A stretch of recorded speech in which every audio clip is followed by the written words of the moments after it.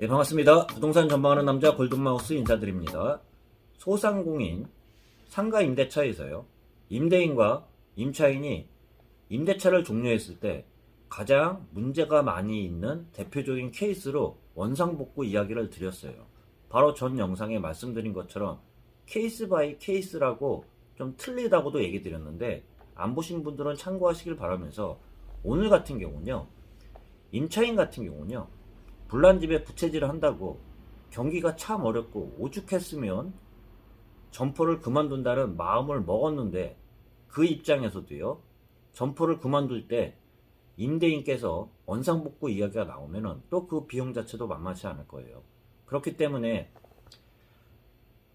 조금이나마 도움되라는 입장에서 한번 영상을 찍는데요, 소상공인 진흥공단 같은 경우는요, 요새 최근에 그 소상공인들이 어려움을 조금이나마 그 도움을 주고자 전대 200만 원까지 지원해주고 있는데요. 그 조항에 대해서 한번 살펴보면서 조금이라도 도움되라는 입장에서 한번 말씀드려 보도록 하겠습니다. 점포 철거 지원 같은 경우는요, 온라인으로만 신청이 가능한데요. 소상공인 진흥공단 들어가시면 소상공인 마당이에요. 마당에 보시면 창업지원, 경영성장, 재기지원 보면 재기지원에 희망 리턴 패키지라고 있습니다. 희망 리턴 패키지를 들어가면요, 그 내용 안에 보시면 이 중에 점포 철거 신청하기가 나와 있습니다.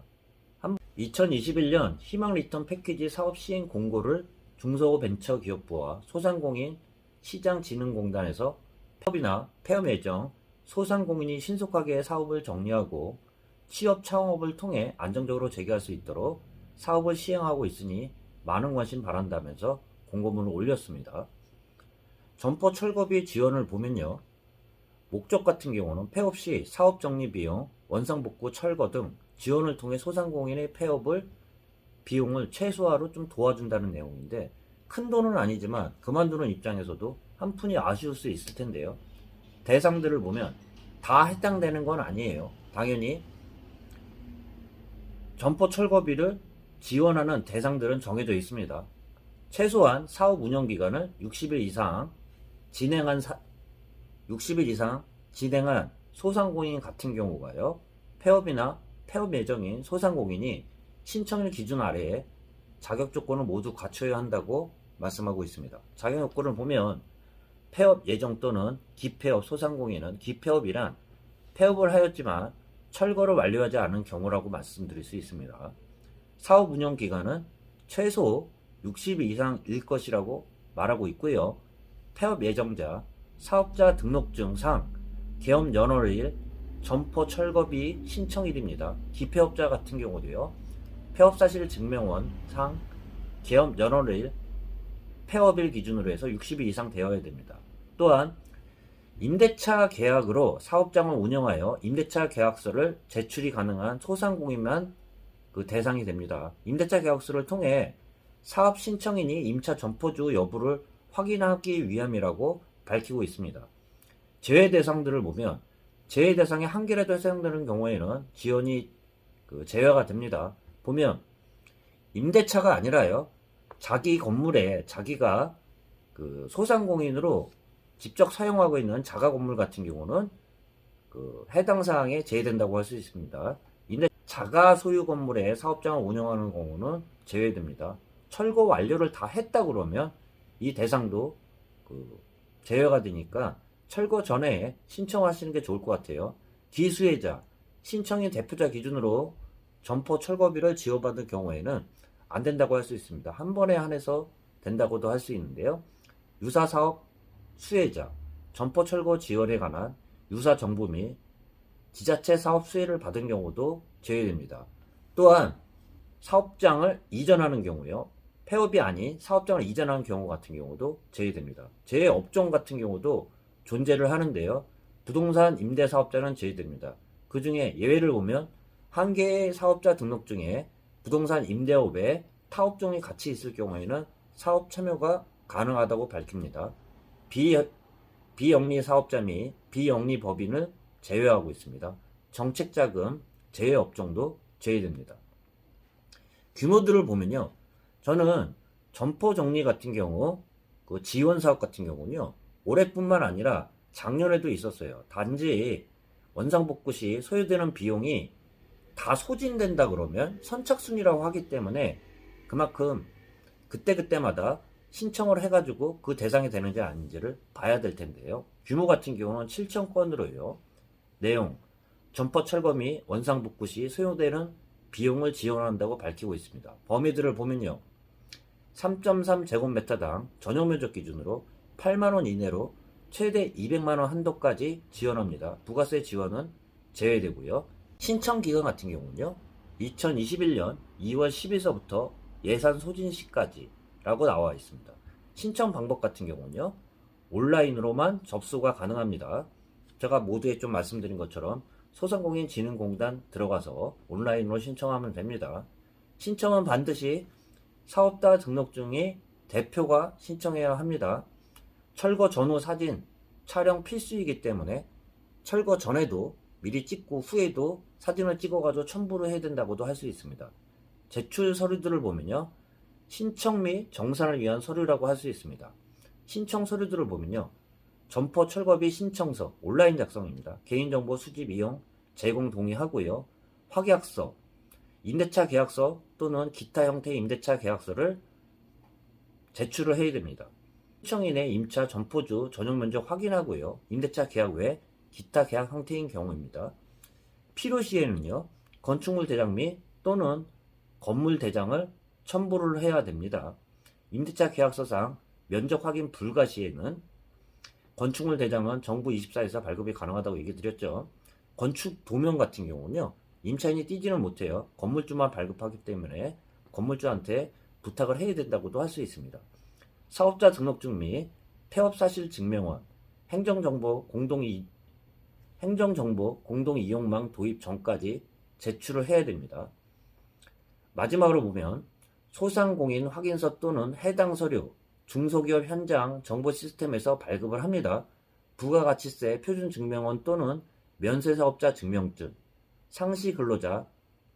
상시근로자가 있을 경우 없을 경우 행정정보 공동이용망 도입 전까지 제출을 해야 됩니다. 상시근로자가 있는 경우에는 4대 보험금 중 하나라도 가입된 근로자 같은 경우는 제출을 해야 된다고도 할 수 있습니다. 1차 계약서 표준 양식 위에에도요.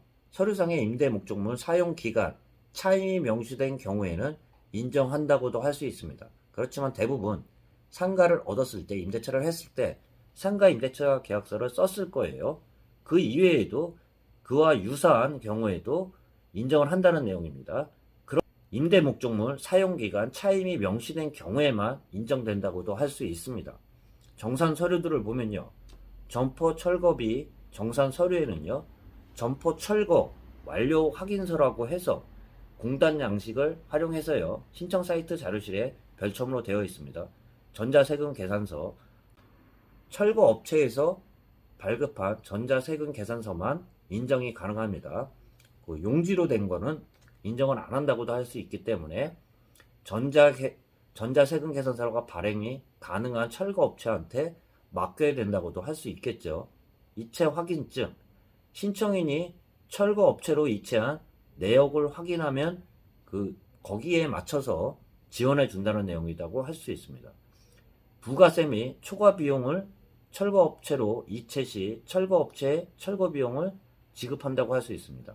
철거 비용 전액 이체 시 신청인에게 철거 비용을 지급합니다. 단 철거 업체명의 통장 및 철거 업체 대표자 통장으로 이체한 내용만 인정한다고 할 수 있겠죠. 다른 통장은 인정 안 한다고도 할 수 있습니다. 당연한 내용이에요. 통장 사본, 신청인 또는 철거업체 통장 사본이 들어가야 됩니다. 철거업체 사업자 등록증도 필요하고요. 폐업사실증명원, 행정정보 공동이용망 도입 전까지 제출을 해낸다고 할 수 있습니다. 지원 전차를 보면요. 신청 접수, 온라인으로 접수해야 된다고 얘기 드렸죠. 지원 요건 확인 승인을 합니다. 서류 현장, 대행기관 공단이고요. 점포 철거 비용을 신청합니다. 온라인으로 소상공인을 통해서요. 철거 내역을 다 확인하면요. 서류 현장 확인 후에 비용 지급이 계좌 이체로 공단에서 지급이 된다고 할 수 있습니다. 문의처 같은 경우는요. 중소기업 통합 콜센터 국번 없이 1357번이고요. 단 전국민 취업 지원 제도는 고용노동부 국번 없이 1350번으로 문의 요망하고 있습니다. 유의사항들을 보면요. 사업자 등록증 사항, 업체 대표자만 신청 가능하다고 아까 좀 말씀드렸어요. 직계 가족 및 배우자 신청 불가합니다. 대표자의 사망 또는 질병으로 인해서 신청이 불가능할 경우에만 직계 가족 및 배우자가 신청할 수 있다고 할 수 있습니다. 이때에도 사망 신청서 및 진단서 등 관련 증빙 서류들을 제출할 수 있다고 나와 있습니다. 유의사항들을 한번 읽어보시고요. 간단히 한번 살펴보도록 하겠습니다. 임대차 계약서 계약 당사자가 대표자인 경우를 원칙으로 합니다. 직계가족 및 배우자가 계약 당사자인 경우에는 인정을 한다고 할 수 있습니다. 가족관계 증명원 등 관련 증빙 서류를 제출하면 된다는 이야기겠죠. 신청일의 연락 두절 등의 이유로 신청 완료일 다음 일까지 30일 이내에 사전 진단을 실시할 수 없을 경우 점포 철거비 지원 신청이 취소될 수 있다고 밝히고 있습니다. 타 부처 또는 지자체 유사 사업과 중복 신청이 확인된 경우 점포 철거비 지원 신청이 취소될 수 있습니다. 사전 진단을 완료한 신청인은 사전 진단 완료일 다음 날로부터 30일 이내에 공휴일 포함입니다. 철거 완료, 폐업 신고 및 정산 서류를 시스템에 등록하여야 됩니다. 공단의 서류 보완 요구에 특별한 사유 없이 보완 요청일 다음 날로부터 60일 이내에 응하지 않을 경우에는 점포 철거비 지원 신청이 취소될 수도 있다고 밝힙니다. 점포 철거비 신청인의 용역 또는 재화 공급업체가 점포 철거비 신청인의 직계가족 형제 자매 배우자가 운영하는 업체 또는 소속기관이나 신청인 및 임대인의 이해관계자가 운영하는 업체 또는 기관관계일 경우에는 해당 거래에 대한 지출을 불인정한다고 할 수 있습니다. 관계기관이 철거업체라고 한다 그러면 인정을 안 한다는 내용이겠죠. 신청인이 부정한 방법으로 점포 철거비를 지원받는 경우 지원 금액을 환수할 수 있다고 밝히고 있습니다. 지원 재해 업종에 대해서도요 나와 있는데요. 한번 살펴보시길 바라면서요. 또 마지막으로 서식을 보면요. 점포 철거비 지원사업 신청서 확약서에 보면요. 점포 전면 간판이 보이도록 사진을 찍고요. 철거 전 사진과 실내 전경, 철거 전 사진과 덧붙여가지고 그 사진을 찍어가지고 점포 철거비 지원사업 신청인 확약서에 첨부를 해야 된다고도 할 수 있습니다. 점포 철거비 완료 확인서에 따르면요, 당연히 그 철거 전과 철거 후 사진을 또 첨부해야 된다고 할 수 있습니다. 그만큼 서류들한테 진짜 철거했나 안 했나 확인한다는 내용이라고 할 수 있겠죠. 점포 철거비 지원사업 완료 확인서에 보면요. 사업자 현장 보면요. 업체명, 사업자 번호, 대표자, 주소, 실행업체 같은 경우 철거업체를 기재를 할 거고요. 사업자 등록증, 대표자, 은행명, 계좌번호, 예금주, 총 소요 비용과 요금 금액을 적으면 됩니다. 또한 관련 사진 같은 경우는 그 항목별로 사진 모두 첨부해야 된다고 할 수 있습니다. 점포 전면 간판이 보이도록 철거 전 사진과요. 점포 전면 당연히 철거 후 사진을 첨부해야 되고요.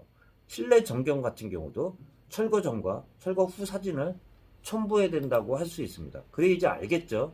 그런 다음에 확인한 상태에서 거기에 맞춰가지고 진행을 한다고 할 수 있습니다. 상기의 첨부 사진과 같이 철거 원상복구 공사가 완료되었음을 확인합니다.